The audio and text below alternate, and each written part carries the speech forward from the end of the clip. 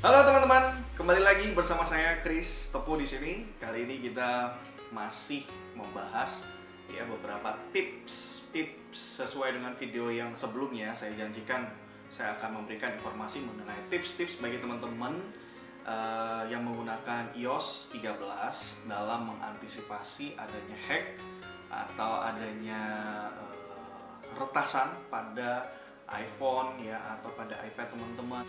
Nah, tentunya dengan adanya tips-tips tersebut, tips-tips yang akan saya bagikan hari ini akan membuat teman-teman minimal mempunyai informasi dan mempunyai cara untuk mengantisipasi yang namanya hack dan juga mengantisipasi yang namanya retasan. Oke teman-teman, sebelum kita mendengarkan beberapa informasi, ada baiknya teman-teman untuk subscribe channel ini, bantu saya untuk memperbesar channel saya. Jangan lupa subscribe. Kalau kalian suka dengan video ini, kasih like. Kalau kalian tidak suka dengan video ini, kasih dislike. Atau bagi kalian yang punya pendapat yang lain, punya masukan yang lain, silahkan masukkan pendapat kalian di dalam kolom komentar di bawah. Oke, langsung saja. Sebelum kita lanjut, jangan lupa untuk klik subscribe, nyalakan tombol notifikasi, dan kasih like kalau kalian suka video ini.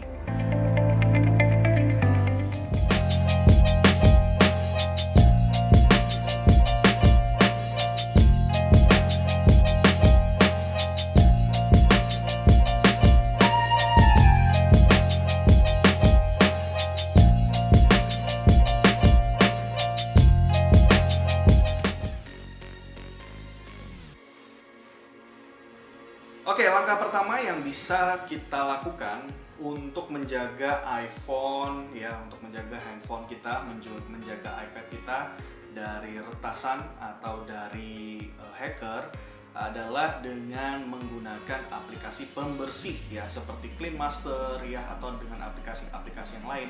Ini adalah langkah pertama yang bisa kita lakukan supaya teman-teman selalu menjaga kondisi iPhone dari teman-teman atau iPad teman-teman dari adanya aplikasi-aplikasi yang tidak memiliki kepentingan atau tidak sedang kita gunakan dan membatasi kinerja mereka ketika saat kita mengaktifkan handphone kita. Semakin sering kita bersihkan handphone kita atau iPad kita dari aplikasi-aplikasi yang tidak dibutuhkan, itu akan membuat proses pertama handphone kita jadi lebih cepat, juga keamanannya juga lebih terjaga. Yang kedua, jangan pernah teman-teman menginstal atau mendownload aplikasi-aplikasi yang teman-teman tidak kenal, walaupun itu ada di dalam Apple Store ada di dalam Apple Store. Walaupun itu ada di dalam Apple Store, jangan teman-teman install sembarangan.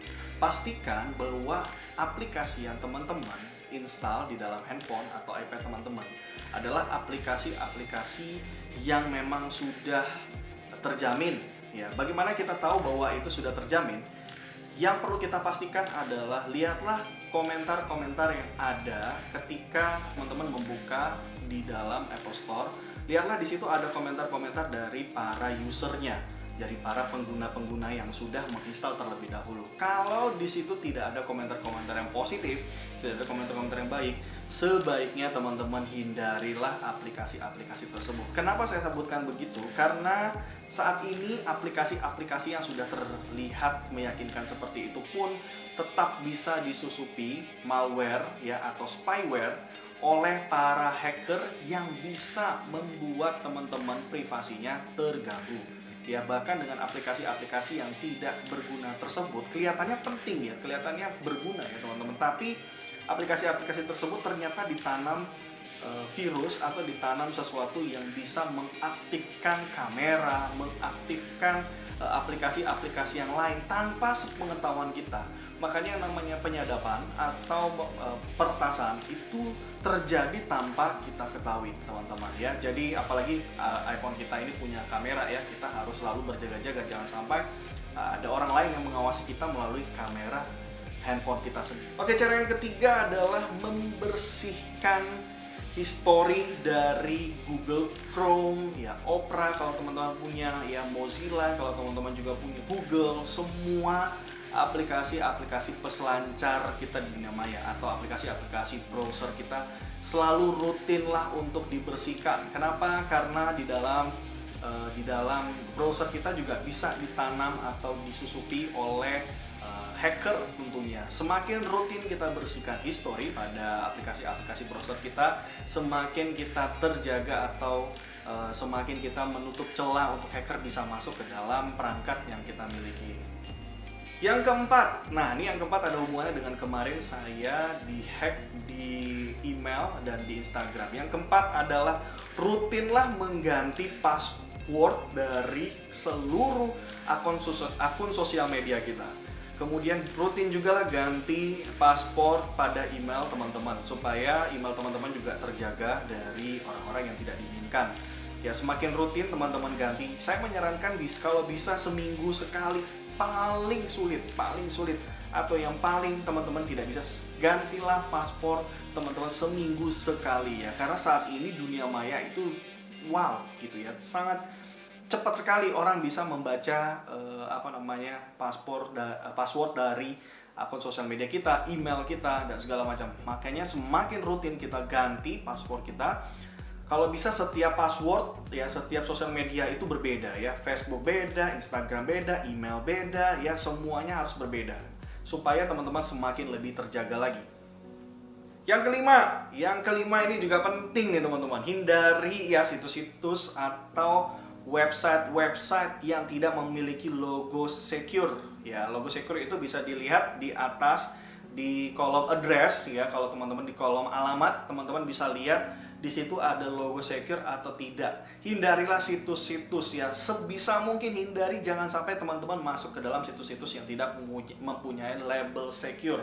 Karena label secure di situ adalah jaminan bagi kita yang mengakses situs tersebut bahwa situs tersebut tidak disusupi oleh iklan, oleh akun-akun yang tidak dikenal, atau tidak disusupi oleh, tentunya pasti tidak disusupi oleh hacker yang punya niat untuk merusak sistem pada website tersebut. Dan yang terakhir, ini adalah opsi yang terakhir teman-teman, rutinlah lakukan restart ya, restart handphone teman-teman. Restart ini sebenarnya bagus sekali untuk kesehatan dari handphone kita, terutama kesehatan bagi baterai dan juga software yang ada di dalamnya. Kenapa demikian? Karena ketika kita merestart handphone kita, maka kita memberikan kesempatan untuk handphone kita beristirahat sejenak dan memulai lagi, rebooting kembali lagi untuk memulihkan segala sistem yang ada di dalam handphone kita yang mungkin mengalami crash ya pada saat kita menggunakan bersamaan dengan aplikasi-aplikasi yang lain. Biasanya akan muncul adanya crash antara satu aplikasi dengan aplikasi yang lain. Dengan kita rutin melakukan restart, ini akan memulihkan sistem yang ada di dalam handphone kita tentunya, dan juga menjamin atau membuat handphone kita juga semakin lebih aman tentunya. Itu dia tips-tips yang bisa kita gunakan, tips-tips yang bisa kita andalkan untuk menjaga keamanan pada perangkat Apple kita, perangkat handphone kita. Tentunya juga untuk Android sebenarnya ya sama-sama lah ya. Apalagi Android yang saya dengar ya, yang saya tahu bahwa Android juga cukup rentan ya, bahkan lebih rentan daripada iOS ya, dari hacker-hacker yang ada. Otomatis kita perlu lakukan beberapa tips-tips berikut ini ya, yang tadi saya jelaskan. Mudah-mudahan ini bermanfaat bagi teman-teman. Oke teman-teman, itu saja informasi yang saya bisa bagikan hari ini. Jangan lupa teman-teman untuk subscribe channel ini, bantu saya untuk memperbesar channel saya supaya channel saya ini makin berkembang. Ya, terima kasih bagi teman-teman yang sudah menonton video ini dari sejak awal sampai dengan akhir. Akhir kata, saya Chris Tepu, saya ucapkan sampai jumpa.